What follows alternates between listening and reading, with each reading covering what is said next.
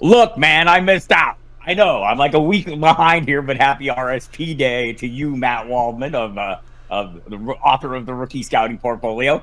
I was on vacation. I think this is the first year ever I was not like diving into the Rookie Scouting Portfolio the minute it was released. But I am now. So Well, I mean, the fact that you got to see a cathedral that is 300 years in the making, I think trumps the RSP on that end. I saw a lot of things. We're only 20. Might have momentarily trumped the RSP, but big picture, 30,000 foot view, no, the RSP is all important. If you haven't bought yours yet, people go out and get one now. MattWaldman.com is the website. The renowned Rookie Scouting Portfolio. Like nothing else, we'll discuss it throughout the course of today's Feel It or Fuck It. I am Bob Harris. He is Matt Waldman. I mentioned he's the author of that Rookie Scouting Portfolio. It's very good stuff. Did I mention that part, Matt? Am I behind on that? Could we go back to Spain? I think that would be more exciting at this point. Call me Bob Quixote. Here we go. There we go. Some more windmills here. Let's dive right in. Cam Ward, feel this or fuck it. Cam Ward, the safest rookie in terms of being able to withstand the onslaught of starting year one in the NFL, which seems likely if the Tennessee Titans are as all in on him as it sounds. If it's the whole year, I'm going to say fuck it. I don't think there's a quarterback this year that I feel that is that safe, but it's somewhere between Cam Ward and Shedeur Sanders, if you ask me. Like, Cam Ward's benefits are the mobility, the off-script work, some of his ability to split coverage and seeing the field. But you see his career and you watch what he did at Washington State and then at Miami, and there's so much that's just RPO and screen. And then on the other end of the spectrum, it's 4 verticals where you've got basically 4 receivers running routes downfield, which usually ends in an off-script play. So it doesn't mean that he can't throw, he can't throw off of timing and drops, but his drop footwork needs a lot of work. So I'm afraid that when he gets to the league, that his ability to set good drops in conjunction with what the timing routes expect, I'm not sure there's a risk that he might not always be on the same page, and that could degenerate into more mistake-ridden football. Just because he's good off script in college doesn't mean that he's automatically going to come in and show that in the NFL, especially if he's overly focused on, foundational techniques that may be lacking with his game. Whereas Shedeur Sanders, you can see that the techniques are there. The footwork's there. The drop skills are there. His timing routes are good. His management of the game is going to need a little bit more work. There's some things where he, like Will Levis, there's certain coverage looks that he throws to, and you're just like, don't do that. Why are you, it's pretty obvious that you should be not targeting those types of routes, and he ends up doing so. His red zone and black zone work in the early part of games needs better management. And I think some of that might be that Colorado leaned on him so much to make a play that maybe he ignored some of those conceptual management skills that need to be in play in the NFL. So if I was going to make a bet, I would probably say Shedeur Sanders is the safest one, even though I'd say of the top 3 quarterbacks I think that exist in this class, Ward, Milroe, and Sanders, I would say Milroe has the highest upside, and I think that Cam Ward might have the lowest floor, and then I would say Shedeur might be that kind of even middle ground. So if it were me, I'd probably bet more on Shedeur Sanders as the safest option. I think that's reasonable. Just a quick aside on Milroe, feel it or fuck it, Cleveland Brown. So number 1, Cam Ward. Number 2, Jalen Milroe. There's the connection with Tommy Rees in Cleveland, the offensive coordinator there. They work together. Is that like giving you the feeling that we're going to see something surprising with that second pick? I don't know. I mean, he did get invited to Green Bay for the draft, so maybe there's some feelers out there that that's possible. I would it would just be fitting that me trying to get away from Cleveland, that they would pick the quarterback that I think has the best chance for upside in this draft. So yeah, I'm gonna say I'm feeling that. Let's look at a Rutgers running back. We tend to do that this time every year. It seems Kyle Monangai. Could he be the next Ray Davis-Jaylen Warren type player of this class? Feel it or fuck it. I think if the type is defined as a late round day 3 type of player who emerges as a contributor in a backfield and shows promise in that contributing role that might grow into like a lead role at some point, then I would say yeah, I think that Monangai has that potential. He's more Ray Davis and Jaylen Warren is how he breaks tackles and how he runs between the tackles. You don't see much of him as a receiver in the Rutgers passing game, and I would say he's going to need the most work there. But I think he can develop into your check down leak receiver who earns screen passes and short plays, and that's more than fine. But as a runner, I mean, his contact balance, his vision, his footwork, his ability to set up creases is really strong. And he's one of the most determined runners in this class, who I would say he's that guy that when people wrap him up, and if you don't get 2 or 3 guys wrapping him up, in the secondary, they have to start all over again. So he's that guy that you go, well, the speed isn't great, but the quickness and short area change of direction are strong, and the vision is really good, and he will run through people at his low center of gravity. So he's that guy that you would look at and go, oh, you're looking at the run, you're thinking this is going to be stopped at about 15 yards. And next thing you know, it's a 35-yard run because nobody can fully get wrapped around him. Or multiple people can't, so it's one of those frustrating things where you'll say, God, the defense is horrible today, but then you'll see him week in and week out, and you're thinking he's making every defense look horrible in the third level. So, just looking at the size here, let me just throw this out real quick. Field or fuck it, this mythical 200-pound line of demarcation, he's well over it, but some of the players we're going to talk about today are not. How do we feel about that? Do we care? Not really. I think really it just depends on whether you're in terms of the type of role the player has. If you're saying the player made his living as a between the tackles grinder under 200 pounds or really under 210 pounds, you're probably looking for them to add weight, and you have to see whether that's really possible. But if you're looking at a guy who's more of a space player, big play option, can catch the ball well, as long as he's smart between the tackles, think Austin Eckler, then you can see some tough running from them, and they could have a long career because their roles are split pretty evenly as a runner and receiver, or at least more so in the receiving game, at least enough that you're not worried about them wearing down after a year or two. Texas running back Jaydon Blue, listed at 201 pounds for those who keep track of such things. I might be one of them. The highest ceiling, feel or fuck it, of any running back in this draft class. I think it's one of the highest, so I say I'm feeling that, in the sense that he has terrific speed. He's a very good pass receiver, and he's a smart runner between the tackles with good footwork. And, I mean, he just really sees things well. I think the biggest issue with him is he can't hold on to the football as a ball carrier, and we need to get him. He needs to fix that. So the ceiling, if he fixes that, is starter level, maybe a young Austin Eckler in that regard.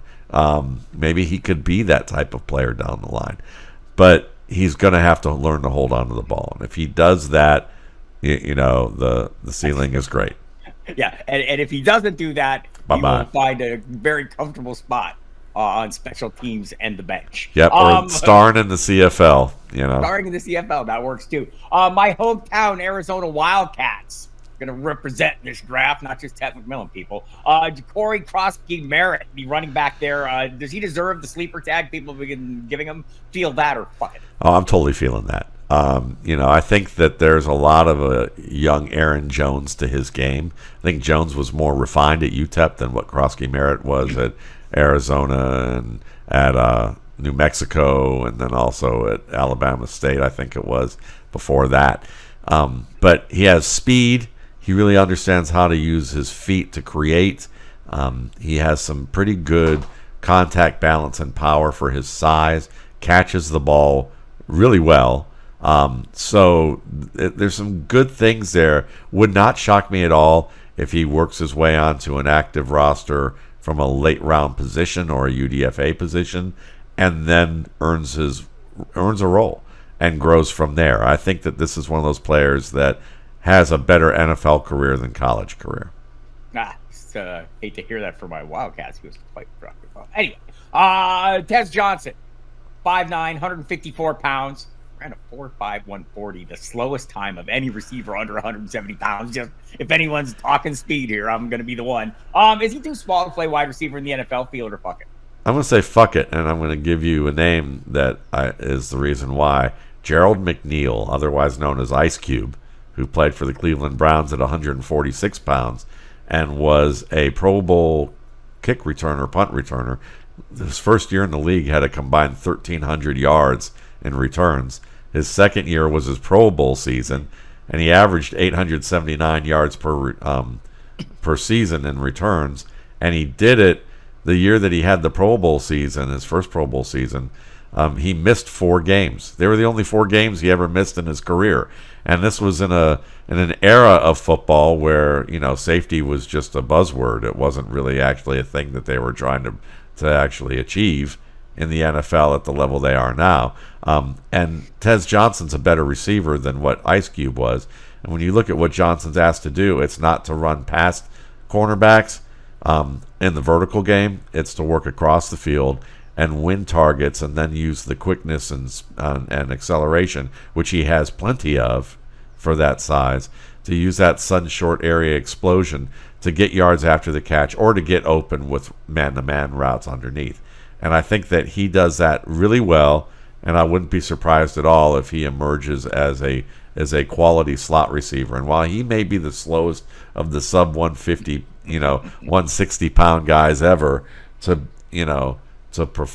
run at the combine, 4.51 is still an okay time.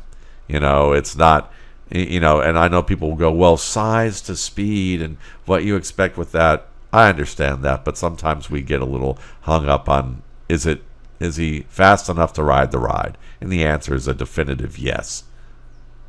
All right. I'll take your word for it. You know better than I do. I'm just saying, that's not very fast. Okay, Daniel Jackson, the Minnesota Golden Gopher receiver, better prospect in the slot than Xavier Restrepo of Miami. Feel it or fuck it. Yeah, and I'm going to add this with Johnson just for the sake of it.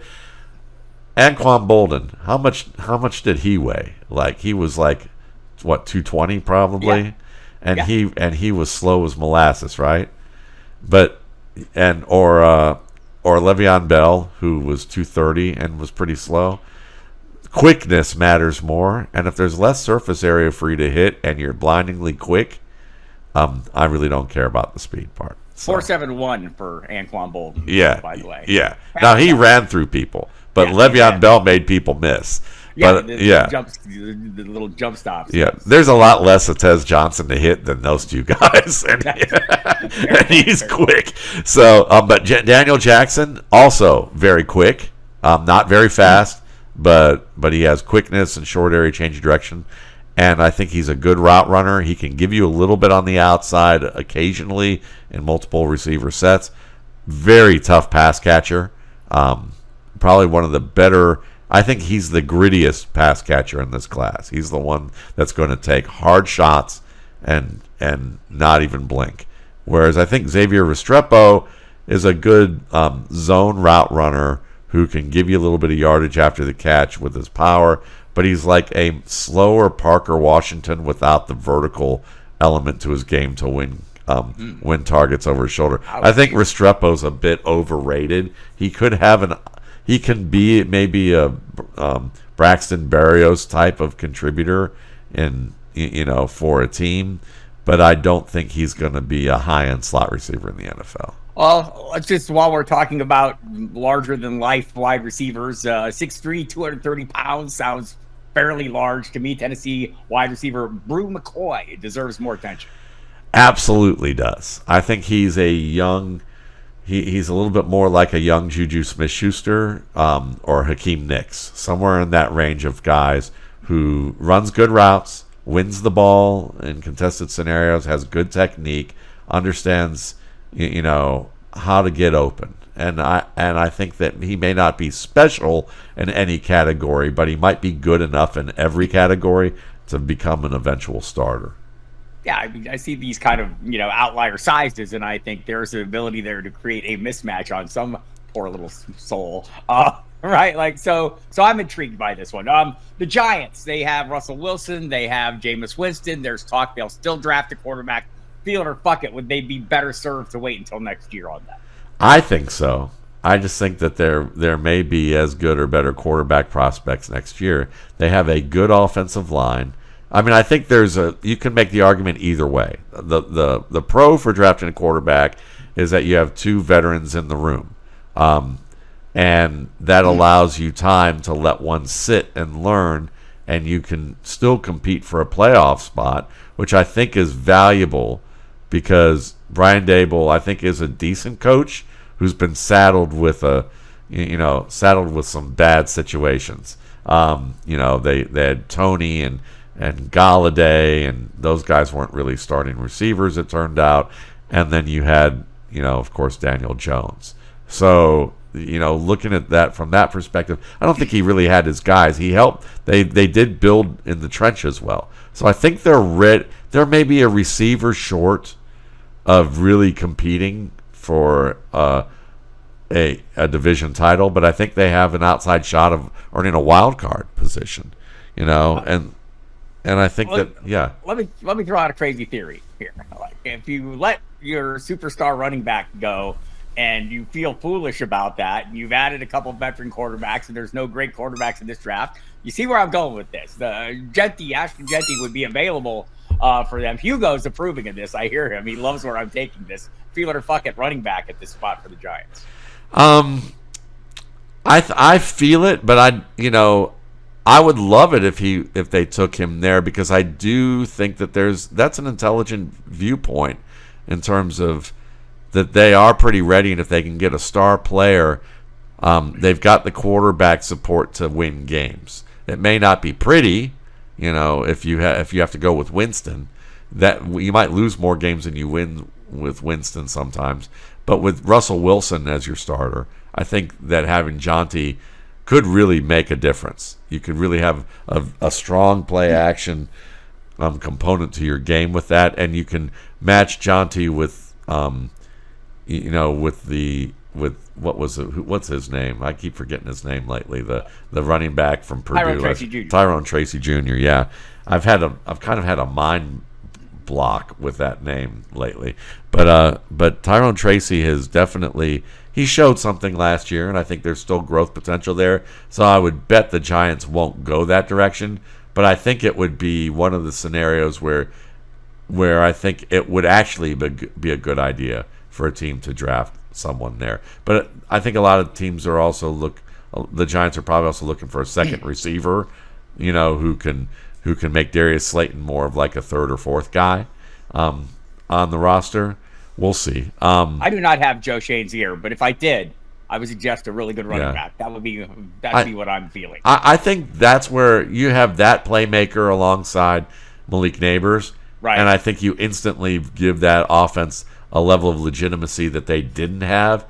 And Russell Wilson is competent enough to make it all work. Yes. So if you draft a quarterback early, that's fine. But to me, I'd rather just let him sit. And to me, that's another place where Milroe would be a good spot if he fell to the second round.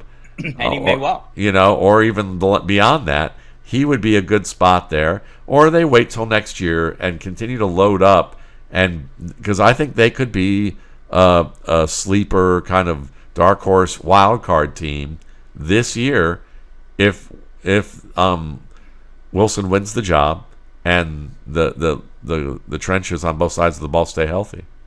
All right, bear with me on this one. Let's say Andrew Luck is the Frankenstein's monster combination of Josh Allen and Tim Tebow. So if that's so, is Will Howard, the Ohio State quarterback, the young Frankenstein version of those two players? Yeah, he's definitely putting on the Ritz. I would say that. Let me go. I think. Yep, exactly. I think Will Howard has some traits that could lead to him developing as a starter one day. I don't know if it's. I would be skeptical about it happening, but I think he's got the speed, the arm talent, the size, and some of the ability as a thrower to become a good backup and maybe eventually become like a journeyman starter. But if he can kind of correct some things diagnostically with his game, I would say that there is a chance that he could, really make his game sing and that he could be a good player. So I would say, the idea that he might have been one of the top quarterbacks in this class, last year when people were looking at it, was kind of laughable. But I think that you're not laughing so much when you're thinking about him as maybe a developmental project who could turn into a journeyman starter. All right, speaking of journeyman or under the radar or whatever, so far under the radar, Hunter Dekkers is not in the rookie scouting portfolio, but I hear a lot of people bring him up, just these random, what about this guy? So what about this guy? Yeah, I mean, I considered watching him the Friday before the RSP was to drop, so I watched a number of different, a lot of plays during his one season as a starter. And they were a lot of it was Iowa Western Reavers, by the way, if you're following along at home. Yeah, where I was watching him, was his one season as starter at Iowa State, where he succeeded Brock Purdy, and he had a 19 touchdown, 15 interception year, over 3,000 yards. And when you watch him, he's a lefty with pretty good size. He makes some really high-end NFL caliber throws into tight windows with good timing and anticipation, but he also makes throws where you're kind of going, what on earth did you see or not see to throw this ball away, to throw this ball where you threw it. So he's kind of one of those guys who, you wonder if it's going to be one step forward, two steps back with him in a game on a regular basis. He can run, he's got the arm strength. I think if I had graded him based on watching all his interceptions, all his touchdowns, all his big play passes, and all of his plays under pressure and how he moved around in the pocket, I would project that he probably would have been somewhere between, say, quarterback 7 through 12, probably 7 through 10 on my board of 12 that I used. So there's certainly, he's kind of in the Will Howard camp. Could develop into a starter down the line. There's certainly traits that give you indication that that's possible. But he's got to cut down on the errors. And the fact that he only played one season of football at a major level is a bit of a concern. But yeah. Yeah, I just think it's interesting that he seems like he has definitely caught some people's attention, which I find interesting. Not mine, and apparently not so much yours, although a little bit. So we'll see what happens. Tyler Shuff from Louisville, another guy who seems to lack a certain ingredient that is essential to be an NFL quarterback, that sixth sense we call pocket presence. Is that a concern for you? Could it derail a future shot at a starting role? Feel it or fuck it? It could, because there's some good elements of pocket presence with his game, but when he's dealing with pressure off the edge, his pocket clock tends to fail him, or he doesn't even see the pressure at all, and he puts himself in situations where he takes unnecessary hits or sacks, where he should have been able to identify the potential of that pressure pre-snap or early post-snap. And I think that that's going to be a problem, because NFL defenses will do a good job of determining what kind of pressure they need to earn, whether it's interior or edge pressure, to stop a guy. And I think that Shug's pocket presence, along with maybe some difficulties where he throws on the move, he has some good plays where he throws on the move, but there are certain circumstances where when he extends plays that he's not throwing in a balanced position, and the pressure can oftentimes exacerbate the bad decisions he makes as a thrower off script.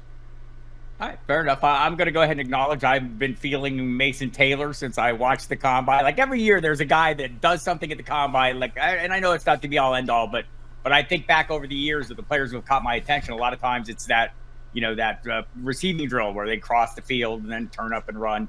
And I can remember seeing a guy named Vincent Jackson many years ago who I said, wow, look at that guy. I kind of did the same thing with Mason Taylor on that drill. Could LSU, is he the next great LSU receiver, or at least is he a Mark Andrews-like fit for a team? I think there's potential for him to be a Mark Andrews fit because he works over the middle well. He's a very good pass catcher against contact. He's got some movement in the open field and some good acceleration. And I think he's a better blocker than Mark Andrews was to begin his career. So I don't think you're going to lean on him much to be a blocker. But I think in terms of being maybe an inline front side, take on the defensive end or strong side linebacker type of tight end. But I think he's a player that you can split outside. I would love to see him, honestly. I'd love to see him in Kansas City to be like the heir apparent to Travis Kelce. I think that he could probably give you some of that. Maybe people will always compare him to Kelce, and you'll feel and it'll be unfair, and he may never live up to those expectations. But I think he'll be good enough that they won't call him a bust either. So I like him. He's probably one of the top tight ends that I never hear anyone ask me about, that nobody really even talks about. They're all either obsessed about, is Harold Fannin better than what his combine is, or is Tyler Warren the next great thing? And Taylor just kind of floats under the radar. It's funny because I'm, everyone who listens to this or me on anything knows I'm not like the rookie guy. I'm not a draftnik. I don't watch the film of these guys. I learn from Matt and people like him after people, get drafted, and I start sorting it out for fantasy purposes. But when I see a guy, and it's the gauntlet drill that I was referring to, when you see a guy just move like that, I played football, right? So you see someone moving like that on a football field, you go, wow, that guy can play football. And it matters to me. The bloodlines, I don't know that people pay attention to that, but you've got two Hall of Famers in your background. Your father, Jason Taylor, Zach Thomas's mom is his sister is his mom. I mean, there's some athletic in his bloodline there. I don't know. Just an intriguing guy. Like the way he looked, like the way he moved. So I'm eager to see him succeed and make me feel smarter than I actually am, which sometimes happens, like about once every 70 years or in human years, once every 7 hours. So there's a guy that, and like you've kind of sold me, but kind of just in general, Tyler Warren, Penn State tight end, getting a lot of hype as the next great thing at the position. We've seen guys from a fantasy perspective, and Brock Bowers, Sam Laporta, each of the last 2 years, kind of come on and dominate their position. Is Tyler Warren that guy? Is he a Brock Bowers type player? No, fuck that. He's good. He could start maybe year one if you're going to use him as more of a Tyler Kraft type of player, where it's, play action, routes to the flat, let him catch and run, or use some fade routes and let him go up and win it in short areas, kind of like who was the overrated tight end from Notre Dame 2 years ago who Brock Bowers replaced? Yeah. Like Meyer. Meyer's good, but he's not great. He's a zone route specialist and maybe short area one-on-one guy. And I think that Taylor is more like that. Tyler Warren is more like that. And then the blocking part, which confuses me, because I watch this guy block, and it feels like that the draft analysts that I hear talk about him as a good blocker, I'm wondering if they're subscribing to the point of view of, well, if you just get in the way of the guy and you make the high effort, then that'll come. And, that I'd say sometimes, but not at tight end. At tight end, you need to know how to position yourself and position your hands and punch and sustain efforts. And I think Warren is one of those guys that doesn't do that. He's a hugger. His hands are too wide. You can't win in the NFL when you're hugging people. That doesn't work. And I think that he's got a little bit more work ahead to become a good blocker. I think he's capable of that, but it's not right away. So if you're not winning man-to-man, Brock Bowers can beat cornerbacks man-to-man. He can beat safeties man-to-man, and forget about linebackers. I mean, that's just a joke. So, Warren's not that guy. But he does have all the physical assets in terms of the height, speed, the weight, all the things that people are superficially looking at are all there to lead you to believe. But you digging deeper, don't see him translating all that to all the finer points. Yeah, I don't know if the speed. I don't know if I would say like the speed and quickness are quite there for him to be that high-end guy. He's quick and fast enough to be on the field, but not in that Bowers role, not in the not in a Kyle Pitts if he were able to perform the way people want him to type of role. So it's there, but it's more. I think he's more of a perennial low-end tight end one when it all comes together, as opposed to In fantasy world right now, we are desperately looking for low-end tight end ones because there's not a surplus. That's great, but if you're going to equate him to Brock Bowers, then you're not you. But I mean, if people are going to equate him to Brock Powers, it's kind of like getting a Toyota, a Toyota Celica, and thinking you got yourself a Porsche. I don't drive, so I wouldn't know the difference anyway. Luther Burden III, another name that seems to be a player that's gaining momentum, just based on the chatter I hear, which is, not like, admittedly, I'm not paying prime attention to it, but the more I hear, the more I go, really? And then it brings me to mind, Marvin Harrison Jr. was all the talk last year, and then the not being all that, could Luther Burden be a better prospect than Marvin Harrison Jr.? I think he already is. Yeah, I mean, I think Marvin Harrison Jr. is a fine prospect, and he's a good player. He just has some issues to clean up, and he's more one-dimensional in terms of his role than I think people want to admit to themselves. Now, when you look at Luther Burden, he may not turn out in 5 years to be as good as Marvin Harrison as an X-receiver, the split end, lined up tight to the line of scrimmage, facing one-on-one coverage a lot. He may not be as good as what Harrison could become at his ceiling. But as terms of, if you look at the ability to play that role and win deep, the ability to win contested targets, to work his way open late in a throw, to be able to work with his quarterback and create space in tight areas like the red zone, like Ladd McConkey does with Justin Herbert, and the ability to play as a flanker and win a lot after the catch, win a lot of yards after the catch, or be a slot player and be able to work in the middle of the field and run good routes. Luther Burden can do all of that. So if you're asking me pre-draft, where fit really isn't a part of the equation, who's the better player, I'm going to say Luther Burden every single time. If you're going to say to me, we're going to compare them as X receivers, I'll say Luther Burden half the time. And then if you ask about the other positions, Marvin Harrison's not even in the room, So it's to me, Luther Burden is the best receiver in this class, and I think people have gotten over their skis on last year's production. Right. I feel like this is what I've been hearing. It's kind of, he has risen up. I think people are maybe not as enthusiastic about Ted McMillan as they once were. Perhaps that video rolling around of him saying, I don't need to watch any film. Really? Really?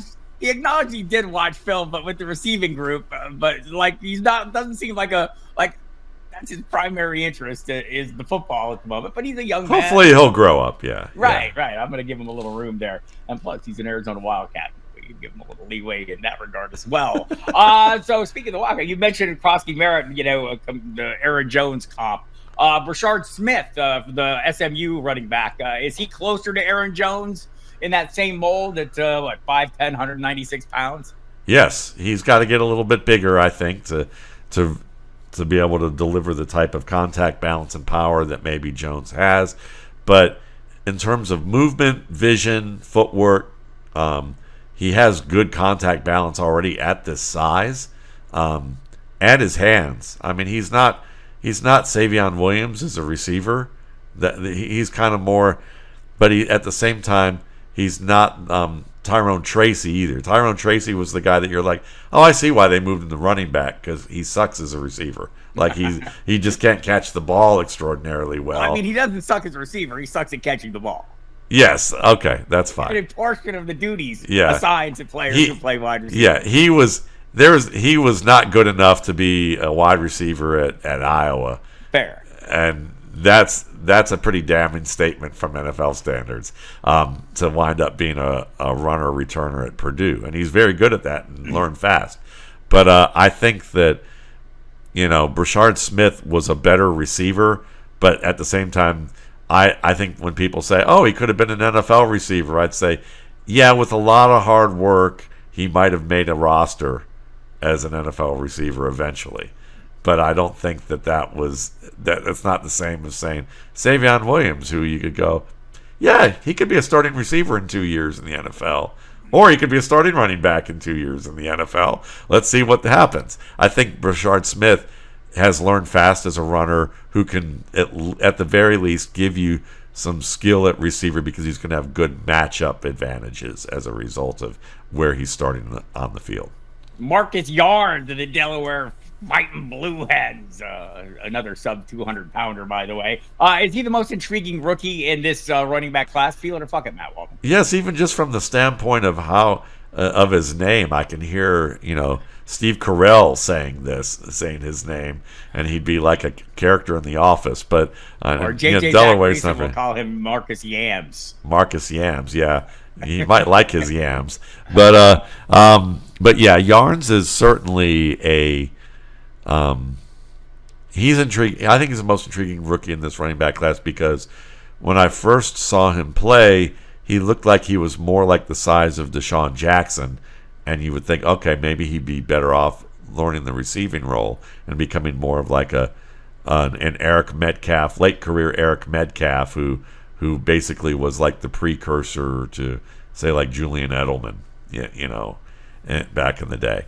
And I think that Yarns is skilled enough to, as a receiver, to eventually transition to that role. But when he weighed in at the combine at over 190, that made me excited for him, his prospects as a runner, because he's an electric player.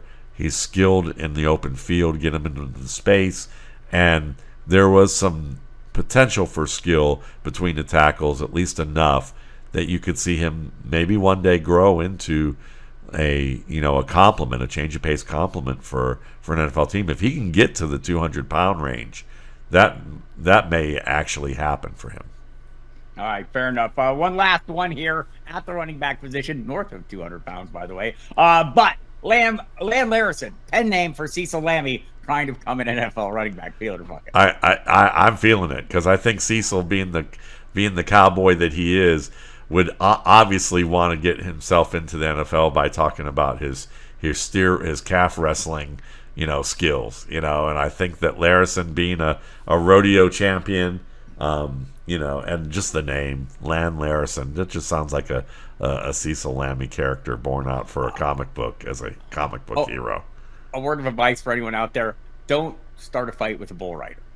Yeah, exactly. He's not afraid of you. No, he's not afraid of you, and he's got a grip that will probably that might feel like he could break bones just gripping onto you. So don't. Yeah, I think that's a great piece of advice. Maybe the most valuable thing that this show is going to teach you is that somebody who once picked a fight with a bull rider. But when you look at Lamb Larison, the other thing too is he can catch a football. So if he can grab a bull by the horns and do what he needs to do with it, a ball one-handed, Brandon Lloyd-esque types of catches over the middle is nothing. He runs pretty good routes. He's one of those players that I think he has to improve a little bit as a decision maker. Probably better gap player than zone player at this point. But he could have a role on a team. He could probably start. he probably could work his way up from special teams, because if he can tackle four-legged animals, I'm sure he can tackle two-legged guys, out there. Odds are pretty good. He might be able to tackle two guys at once, based on that. Odds are pretty good. You probably have already bought your 2025 rookie scouting portfolio.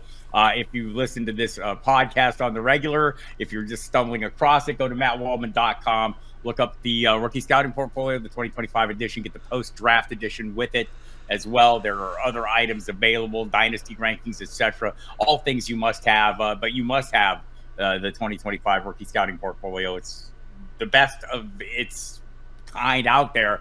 I know a lot of people have put together really cool stuff, but none of that stuff is the rookie scouting portfolio. And if you don't believe me, believe Matt Waldman. He'll tell you the same, because he puts a lot of work into that motherfucker, man. Let me tell you. I'll just say this: when I get people on X saying I shared the RSP to somebody for the first time today, and they bought it, and they texted me this response.